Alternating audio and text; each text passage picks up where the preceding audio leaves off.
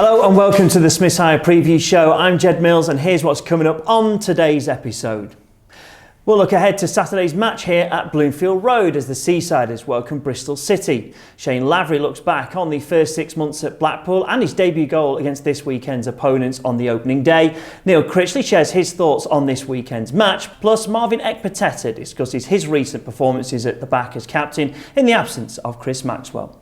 Well, I'm pleased to welcome back onto the preview show Blackpool defender Richard Keogh. Well, Richard, let's look back at that game against Fulham. I don't know what it was we were saying to Maxie last week, that there just seemed to be this sense of, from the fans, from the players, that Blackpool were going to get something out of that game, even though betting odds, it should have been 5-0 to Fulham.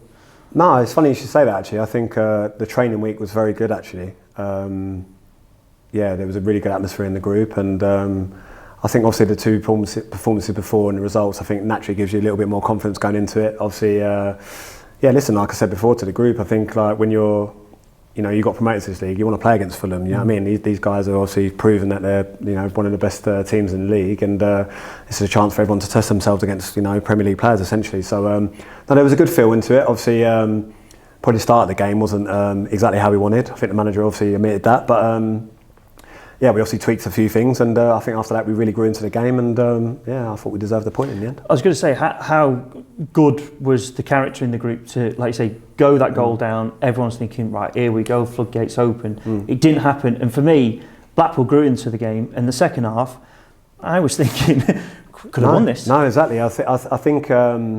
I think they started to feel that as well. I think we started to upset their rhythm a lot more and kind of impose our game probably a little bit more. I think early on they imposed their game, obviously. But yeah, I think the group has shown in the season that the character, the togetherness we've got. I think we win every game. We never give up, and like I said, I definitely feel like we definitely grew into it, like you say. And second half, yeah, we had some great counter-attack moments. Scored a great goal. So yeah, like I say, I thought the performance was very good, and. So yeah, when you go to a team like that and you upset their rhythm and come away with a strong performance, then it's pleasing. Was it always in the tactics to push on? Because that's what in that second half there was points where I was like, right, we're going to sit back and maybe get this point, or then you're like, actually they're pushing on trying to get this winner. Was that kind of coming from the bench to no, of course, yeah. I think we go. The manager will say, I think we go into every game we want to win. That's the whole point of it. And regardless of the opponent, we also respect every opponent, which you need to do. But I think this group's hungry to win games. I think they've done that last year as well. So yeah, naturally, I think the way the game was going, I think, like I say, we were our game plan was working. So naturally, when you're doing that, like I say, more confidence, we was getting to our dangerous players on the counter attack, and yeah, maybe with a bit more quality, maybe in the final third, the better decision making, we could have easily scored a couple of goals. And yeah, I think relatively quiet for them in the second half. I think obviously the one that hit the post. Apart from that, I don't think they had a shot on our goal. So yeah, from a defensive point of view, as a team, we performed well. Took quite a bang yourself. I mean, it looks like I was watching the international TV coverage, could properly see you screaming away. Anyway, how are you? All right? Or? Yeah. Probably it's probably more scary seeing my facial on the floor. Probably I can pull a facial like, but it was a strange one really. Just landed flush really on my hip, and obviously the scientific reason behind it was all this stuff, but for me it was just a bruised hip essentially.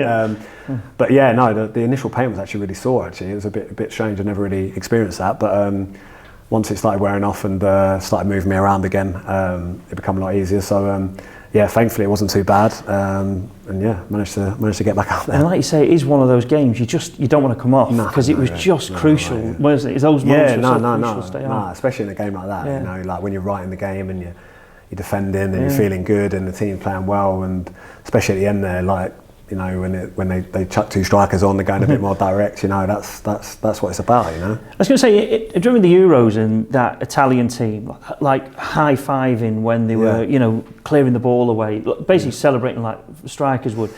You're saying that you just have these moments where you just, I don't know, adrenaline kicks in. I suppose is that the same in defence with you, Marv, and the rest of them?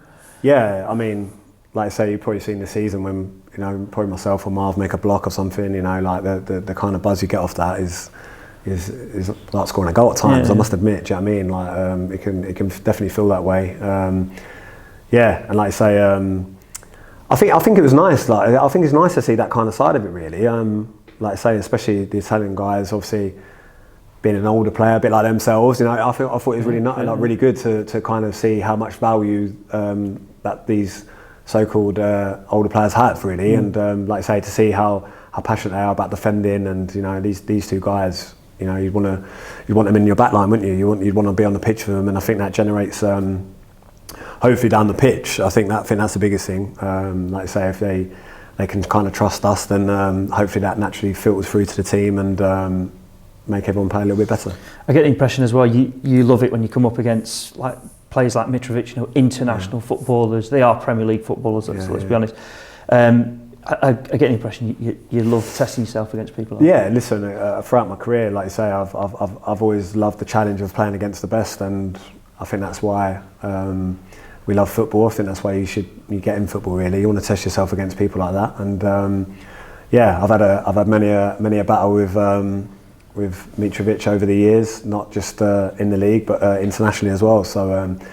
Listen, when you're playing up against that player, you know you have to be on top of your game. I think the concentration level has to go up, probably not up a level, but like you definitely know that you know, he's always looking for goals. He's proven that. So like I say, I thought we obviously I know he got the goal quite early on, but I think after that we nullified him, neutralised him quite well. Yeah, well, I thought we were going to kick on and win this. It was feeling that way, and the fans, I mean, they were brilliant. Again, were absolutely brilliant. Amazing. To see them go there and just to, you know, like non-stop singing, you know, back in the team, you know, it's amazing. And like you say, for them as well, it's you know, they're really, you know, buying into kind of how the club's moving forward, and it's great. And like when you get that snowball effect, I think I might have touched on it before, but you know, it really is a powerful thing. And you know, as players, when you hear that and you feel that, then it does make you give that little bit extra. If you're feeling a bit tired, it's like, no, I'm going to run back, or I'm going to do something for the team. So yeah, listen, credit to them. They've been absolutely fantastic all season, you know, and it's been actually a joy to play in front of them. Thankfully, the transfer window's gone. Always a tough time, I suppose, for every team. It doesn't matter what it is, especially in the football leagues and the Premier League. That, you know, squads change, either players coming in, players leaving. But it's gone now, and I suppose as players, is that a good positive because you know you've got to work with? Yeah, I think so. I think from obviously a group perspective, probably more from the manager side. I think you know, it's you know, there's probably so many different scenarios going around on that side of it that I don't think the manager probably had too much sleep that day. But yeah, listen, I think now, like you say, that's kind of put to bed. January's a very strange window.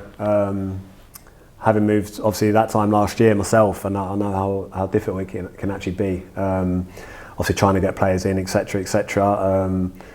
So yeah, I think it's a window where if you can obviously add some players and quality and keep hold of your players, then obviously you try and do that. But if you don't feel it's going to be right for the football club, whether it's going to be right for the group, etc., then like we've shown that we're more than happy with the group we've got. And like I say, it's always a tough window, but now it's put to bed. Then like I say, we can move forward now, and and everyone can get behind each other again. Thanks for watching so far, guys. If you want to see the rest, please subscribe to Tangerine TV. Is that the best? That's the best one we've had, isn't it? That's one take, that. Literally, it's about 10 takes. Yeah, it's about 10. I know, yeah, it's about 10 takes.